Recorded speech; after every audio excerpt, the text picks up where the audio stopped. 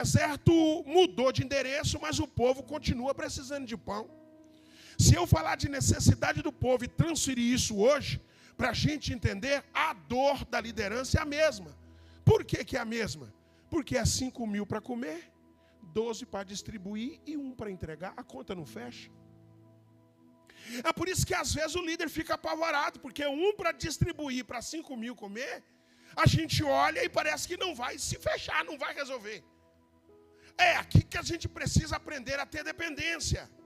Porque você foi chamado por Deus, a igreja é de Deus, sua casa é de Deus, sua família é de Deus, tudo veio de Deus e volta para Deus. E Paulo entendeu isso, quando ele traz a mais bela doxologia, cantando ó profundidades das riquezas, tanto da sabedoria como do conhecimento. Quem é que foi conselheiro dele? Quem é que primeiro emprestou para ele, para depois receber dele? Você entrou com o pecado, ele entrou com o perdão. Você entrou com a doença, ele entrou com a cura. Você entrou com a tristeza, ele entrou com a alegria. O pecado que te traz morte foi perdoado na cruz. Então dele, por ele e para ele. Começa nele, está nele, termina nele. Por que começa nele? É ele que justifica. Por que está nele? É ele que santifica. Por que termina nele? Porque é ele que glorifica. É o já, porém ainda não. Não somos perfeitos, mas estamos no caminho e vamos crescendo de glória em glória, de glória em glória, até se tornar dia perfeito. Mas a preocupação faz parte da sua liderança. É o problema de escassez, a necessidade do povo. Nós vemos hoje crescendo o número de famílias disfuncionais, problemas que envolvem divórcio, problemas que envolvem educação precária, institucionalização do pecado, problema do feminicídio, a questão dos governos corruptos, a questão do analfabetismo bíblico. A demanda é complexa e parece com os recursos cada vez mais escassos. Mas olha para mim e preste atenção. Quem chama, quem estabelece é Ele. Porque o povo foi por meio do nada, não foi pelos discípulos, foi por Jesus. Só que Jesus quer ensinar a sua liderança. Imagina, Jesus virando para você num cenário desse, como fez com Filipe, e dizendo, o que nós vamos fazer para alimentar esse povo? Você imagina Jesus perguntando para você, a gente sem recurso nenhum, e ele dizendo, o que nós vamos fazer para alimentar esse povo? Primeiro ponto que eu quero trazer para você é que nós dependemos dele para poder governar a igreja. Nós dependemos dele para governar a igreja. É tão interessante entender onde compraremos pão para esse povo. Deus não fez essa pergunta porque ele precisava de resposta, mas porque quer revelar aonde está a nossa fé. Toda vez que você entender o chamado de Deus, você nunca deve olhar para você para oferecer o que você não tem. Mas a gente recebe dele para dar para quem não tem. É Deus, então nós somos dependentes. E o Senhor está dizendo para poder provar, dar comida ao povo. O que nós vamos fazer para alimentar? Você olha para as condições, você olha para o templo, você olha para os recursos, você olha para todos os cantos e parece que não tem recurso nenhum. Mas o Senhor está perguntando, vamos alimentar esse povo ou não vamos alimentar esse povo? Precisamos alimentar o povo. E aí Deus começa a dar graça, começa a crescer instituição organizada para que as lideranças possam se unir, porque o nosso compromisso é dar pão ao povo. O segredo não é o que eu faço, mas o motivo que me leva a fazer. Falar devagar. O segredo não é o que eu faço, mas é o motivo que me leva a fazer. Porque quando o Senhor sabia o que ia fazer e perguntou para o Filipe o que ele faria para dar comida ao povo, ele não tem resposta, Deus está te levando para um caminho ou vontade de pular. Vou me comportar. Pode pular, pastor? Aleluia. E às vezes a gente não entende a fala de Jesus. A gente não entende como que as coisas estão sendo conduzidas.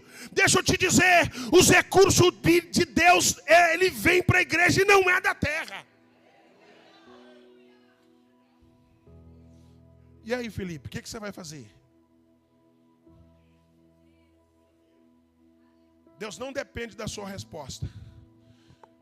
Deus chamou Abraão em Gênesis capítulo 12 e falou assim, sai do meio dos seus parentes que eu vou te fazer uma grande família.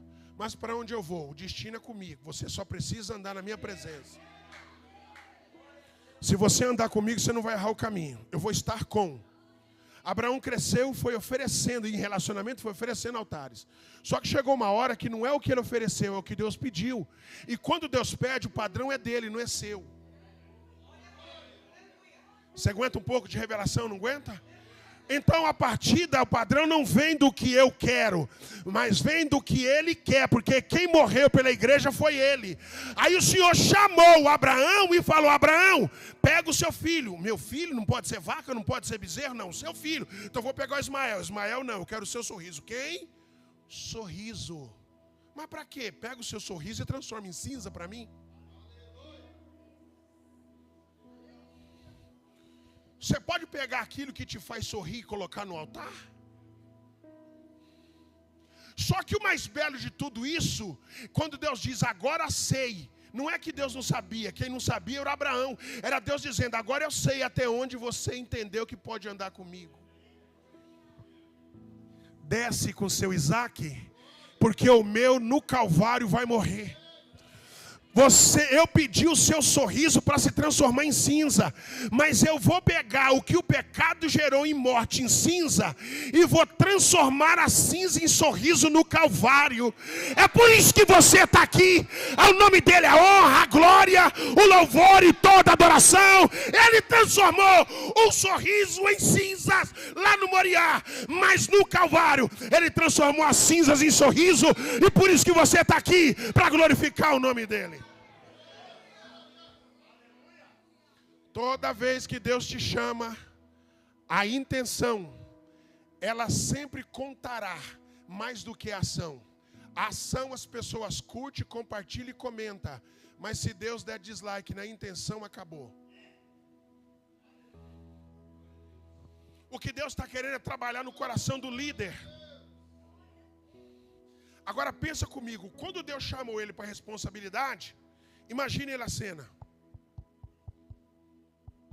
Senhor,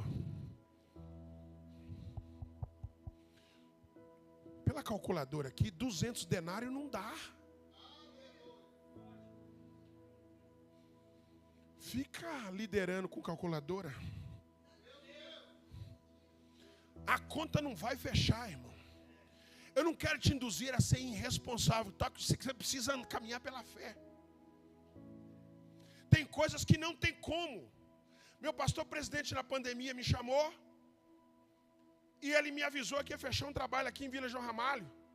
Cheio de fé, amor para dar, pentecostal. Deixa comigo, pastor, vou para lá, irmão. Se arrependimento matasse, 6 meses não entrava ninguém, só eu e os meus filhos. Nem a minha esposa ia na semana porque ela dá aula à noite, então eu pregava para os meus filhos. Um dia eu entrei naquela batista do Calvário, fiquei ali assim, apaixonado, olhando aquilo. Falei, meu Deus do céu, quanta gente. Um dia eu preparei a escola dominical, não entrou ninguém. Eu fiquei quase 3 horas preparando a aula de escola dominical, não entrou ninguém. O Flávio conhece lá. O vereador já foi lá. Um dia eu falei assim, irmão, vamos lá na minha caixa de fósforo. Ele falou assim, para de falar caixa de fósforo, ele chama Catedral pela Fé. Deus é tão fiel que tinha um rapaz que adquiriu a empresa do pai e mudou o nome fantasia. Você pode colocar no Instagram, Construid. O rapaz era tão apaixonado por missões que ele pegou a empresa do pai e destinou uma parte do lucro líquido para poder construir casas populares. E não é que ele viu um trabalho que nós fazíamos com a Joelma, lá no Vila João Ramalho, e entregou acho que 3 casas populares lá.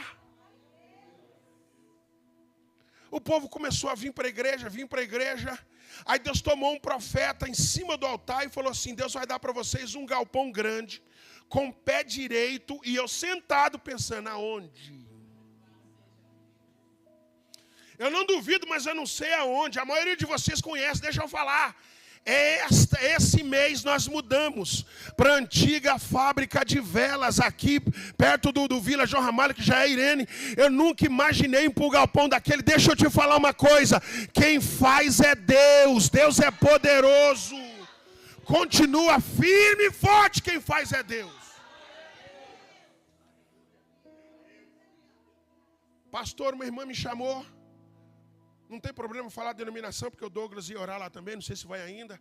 A irmã vem para mim e diz assim: pastor, eu vou fazer uma campanha na igreja pentecostal Deus Amor, para Deus libertar meu marido, é 30 anos na cachaça. Eu falei: amém, irmã, pode ir, não se oponho não. Quando ela saiu, eu fiquei bravo com Deus.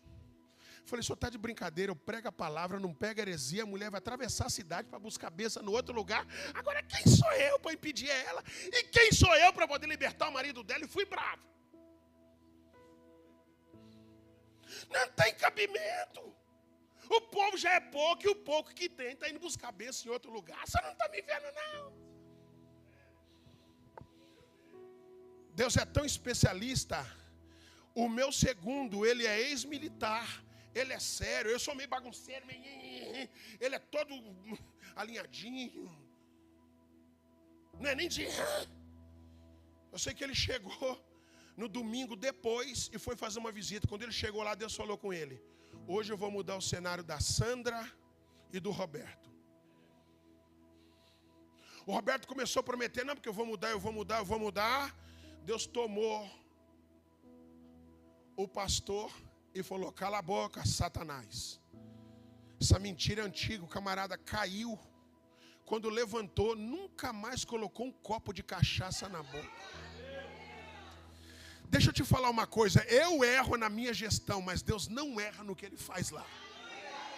Você pode errar, você pode ter deficiência na sua gestão, só que se o Senhor estiver presente, quem liberta da cachaça é Ele, quem liberta do vício é Ele, quem liberta das drogas é Ele. Jesus tem que passar por lá, para o nome dEle ser glorificado no seu ministério. 200 denários não dá. Se você tivesse feito conta quando você começou, você começaria? Então não dá para poder liderar com calculadora na mão. Tem que falar: Deus, o povo é seu, quem me chamou foi o Senhor. Põe a mão e deixa Deus trabalhar.